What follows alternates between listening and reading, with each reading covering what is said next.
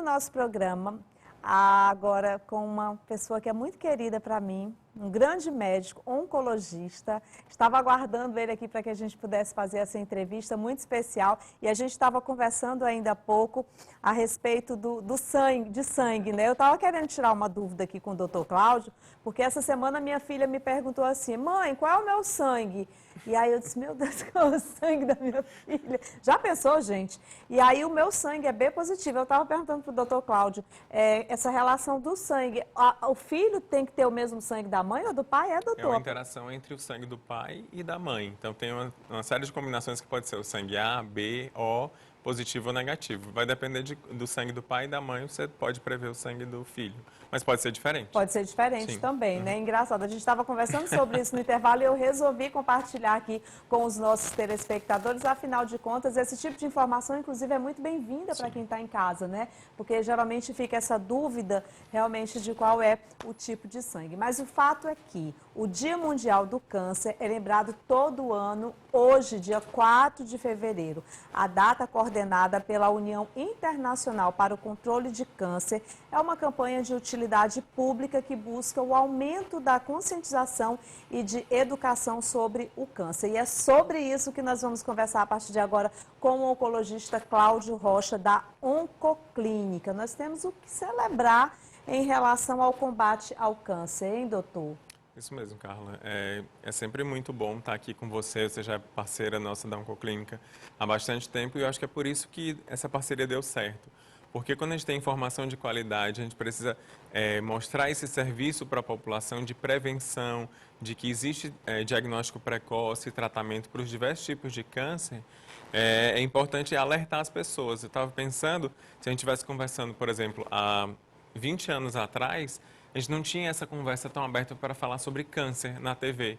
E hoje a gente tem essa oportunidade, porque está cada vez mais comum. Antigamente, as pessoas não falavam tanto sobre isso, tinham medo, tinham receio. Às vezes nem procuravam o médico para poder ter esse diagnóstico.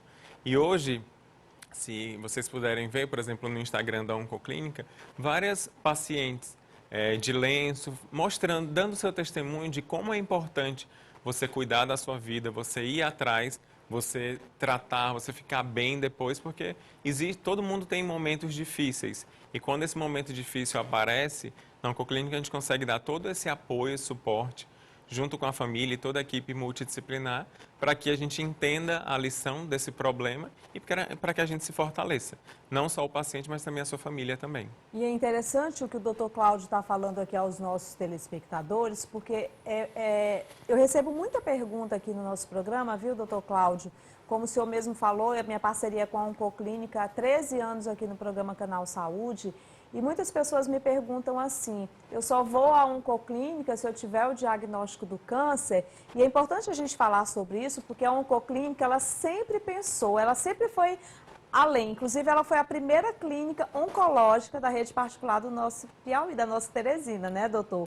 Então, assim, ela sempre pensou também na questão da prevenção. E com isso, a Oncoclínica, ela também tem vários médicos das mais diversas áreas que atendem aos pacientes e, claro, os oncologistas que compõem a Oncoclínica, porque a Oncoclínica é uma clínica que veio exatamente para poder tratar o paciente oncológico, mas a Oncoclínica, ela pensou muito mais, ela pensou também naquele paciente que precisa da prevenção.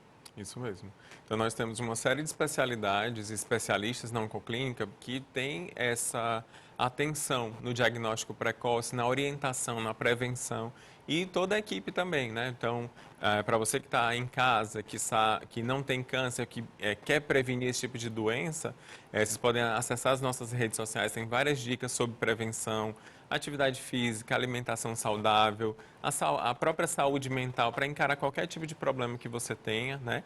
E hoje em dia nós temos uma série de coisas. Por exemplo, a gente está no meio da pandemia falando sobre vacina e a gente já tem vacinas que previnem o câncer, né? Por exemplo, o câncer do colo uterino com a vacina do HPV, que é disponibilizado na rede pública para as crianças, a gente quer erradicar o câncer de colo uterino no mundo todo, né? E no Brasil isso é disponível na rede pública. Inclusive, eu tomei a vacina do HPV há poucos dias, viu, doutor Cláudio? E algumas pessoas me perguntaram bastante a respeito da vacina do HPV, porque eu tenho mais de 40 anos.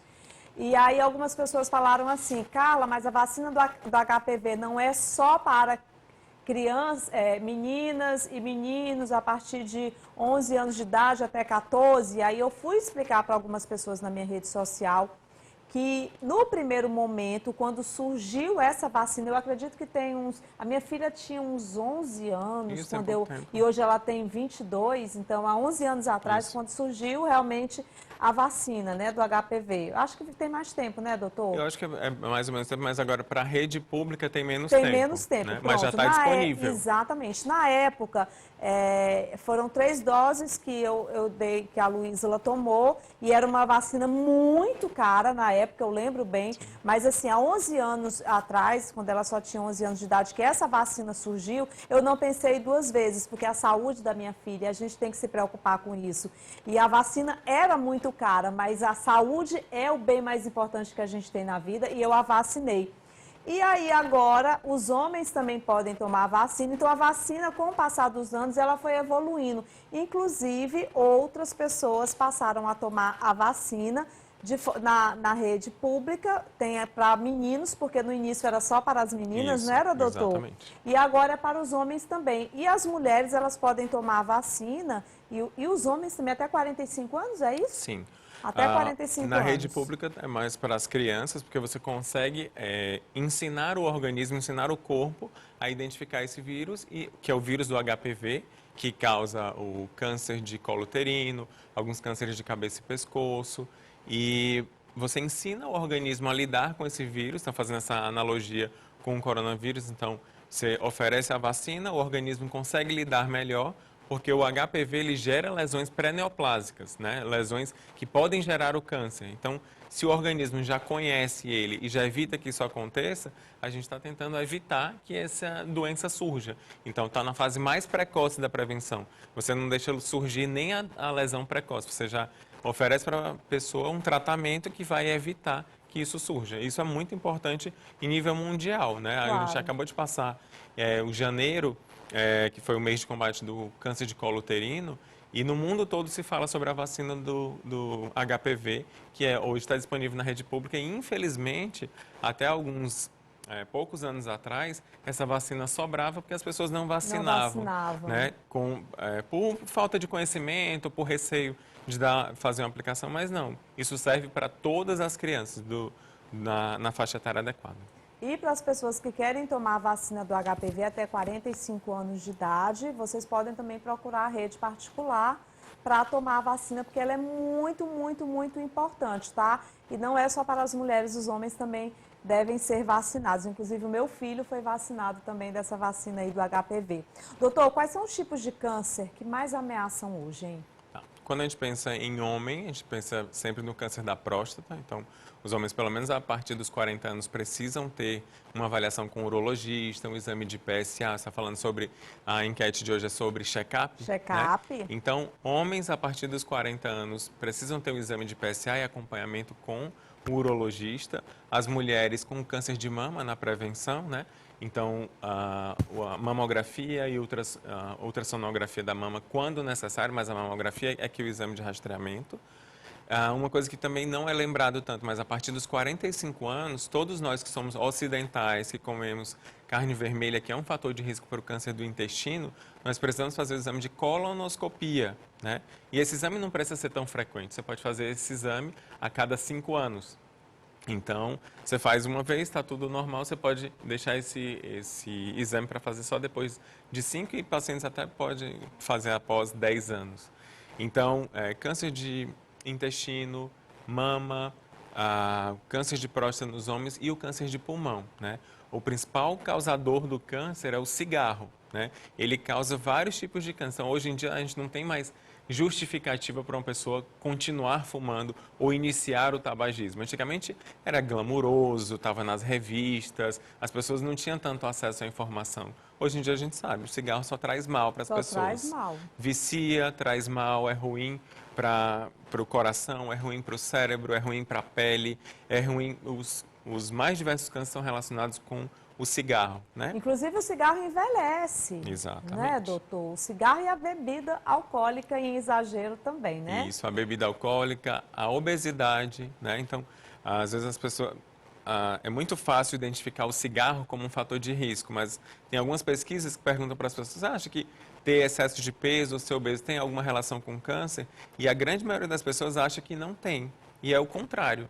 A obesidade é sim um fator de risco para o surgimento do câncer e o sedentarismo, a falta de atividade física e uma alimentação inadequada estimulam a obesidade e a gente precisa cortar o mal pela raiz. Então, Sim. alimentação saudável, fazer escolhas saudáveis, né? Preferir frutas, verduras, evitar alimentos processados e a atividade física regular. Eu não quero que ninguém espere em casa que surja a vontade de fazer atividade física. Essa vontade ela não vai surgir, né? Mas a gente precisa colocar na nossa rotina diária, né? Da mesma forma que a gente tem tempo para dormir, tem tempo para ir ao banheiro, a gente tem que tirar o tempo para poder fazer a atividade física todos os dias. A recomendação atual são 300 minutos por semana, ou seja, você tem que tirar pelo menos 1 hora por dia para estar praticando a atividade física, de preferência aquela que acelere o coração, que você suba, que é aí que você vai criar resistência e condicionamento para ter uma vida mais saudável. Essa atividade física pode ser, além da musculação, ela pode ser também intercalada com outros tipos de atividade, como a caminhada, andar de bicicleta, fazer natação. Eu falo isso, doutor Cláudio, porque eu percebo que muitas pessoas têm um certo... não conseguem fazer a musculação de forma regular, né? E vão uma semana, 2, 3 e depois vai desistindo. Então, eu acho o seguinte, que a partir do momento em que você faz um tipo de atividade física, que você se sinta bem, que você goste, que te dê prazer, rapidamente, assim, com o passar do tempo, você vai vendo a importância da musculação, porque é importante realmente fazer a musculação, mas isso deve ser algo que você vá se descobrindo para você também não ter aquele impacto e você parar, porque isso acontece muito. A pessoa sabe da importância da atividade física, sabe que tem que fazer academia, sabe que tem que ir, tem que fazer ali os treinos, mas no meio do caminho ela desiste. Então, quando ela passa a fazer um outro tipo de esporte, algum tipo de atividade que ela goste, eu acho que ela sente até mais vontade, até mesmo para poder colocar isso como rotina diária, não é, doutor? O senhor percebe que é mais fácil dessa forma ou é uma percepção minha? Percebo isso, principalmente agora que todo mundo ficou mais tempo em casa, ficou mais sedentário. Muita gente ganhou peso ao longo desse tempo e falou assim, eu tenho um receio de sair na rua, de fazer uma caminhada e pegar esse vírus, né? A verdade é que a atividade física que lhe dá mais prazer, né? Então, uma caminhada, uma bicicleta, pessoas que têm dificuldade para fazer atividade sozinha, pode se acompanhar de outra pessoa. Aí a importância de um orientador, um profissional de educação física, que são pessoas muito importantes na prevenção desse tipo de doença e tantas outras, né? Para poder estar lá e observar o que faz bem, o que essa pessoa se adequa mais. Não precisa fazer só a musculação ou só a caminhada. Tem vários tipos de esporte, de atividades, até atividades recreativas, que você acaba perdendo calorias, gastando energia, que lhe faz bem. No final você fala, poxa, ainda bem que eu fiz, que agora eu estou me sentindo bem, gastei energia. A gente precisa ter equilíbrio. Não adianta a gente só se alimentar de forma saudável, mas precisa gastar essa energia e o nosso corpo foi feito para estar em movimento, né? A comodidade do dia a dia deixa a gente mais sedentário, deixa a gente mais resistente à atividade física. Mas se a gente colocar, por exemplo, subir um lance de escada, descer a escada, tentar diminuir mais o uso do elevador, caminhar um pouco mais, isso tudo são pequenas ações que a gente já consegue colocar no nosso dia a dia, que já vai estimular. Infelizmente, a obesidade e o sobrepeso são cada vez mais frequentes. A gente achava que era uma coisa de americano, dos Estados Unidos assim, mas o Brasil se tornou uma epidemia também. Com certeza. Doutor Cláudio, esse dia, o dia especial, lembrado aí todo ano em 4 de fevereiro, também comemorado na Oncoclínica. E eu vi no Instagram da Oncoclínica que nesse lindo, dia né? muito especial, ficou muito lindo, né? Não sei se o Marcos Montoril consegue mostrar aí o Instagram da Oncoclínica, mas eu queria aproveitar também a oportunidade para convidar aí os nossos telespectadores a seguirem a Oncoclínica, porque bem como o doutor Cláudio falou, lá tem tantas dicas, é um Instagram tão bonito, né? Olha, tá na tela, inclusive, aí.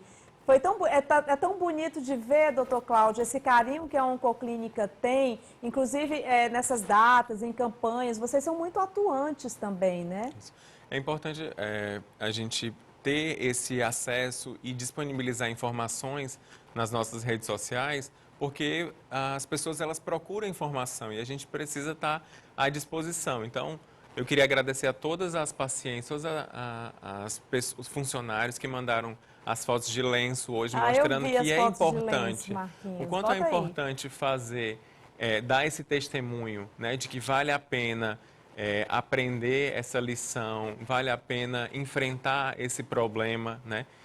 O lema atual do Dia Mundial do Câncer é "Eu sou e eu irei", né? Então, os funcionários da Oncoclínica participaram bastante, os pacientes também, nós somos sobreviventes e nós vamos mandar o nosso testemunho de que vale a pena enfrentar essa doença, né? E isso é um crescimento e um fortalecimento não só do próprio paciente, mas você vê que isso afeta toda a família, né? Você que já teve uma pessoa na sua família com câncer, né? Você vê como isso muda, como isso muda em toda a família, né? O fortalecimento, você vê que numa situação difícil, você consegue aprender algumas lições. E quando você aprende essas lições, essa dor, essa angústia, elas vão para elas se perdem e você começa a ter muito mais amor próprio, a olhar, a agradecer, a gratidão cada dia mais pelo que a gente tem todos os dias, que é a nossa saúde, que é a nossa família e que o bem que a gente faz é o bem que a gente recebe também. Com certeza. Parabéns, doutor Cláudio. Leve meu abraço a todos que fazem a Oncoclínica, tá? Obrigado. É sempre bom ter você aqui comigo, é sempre bom falar da Oncoclínica. E por falar em Oncoclínica, vamos dar uma conferida aí no VT. Desde 2002, a inovação está presente em nossas vidas. E se viver é um processo de transformação, para nós, inovar é mais que mudar, é melhorar. Essa é a nossa missão. Oncoclínica Piauí, centro médico especializado.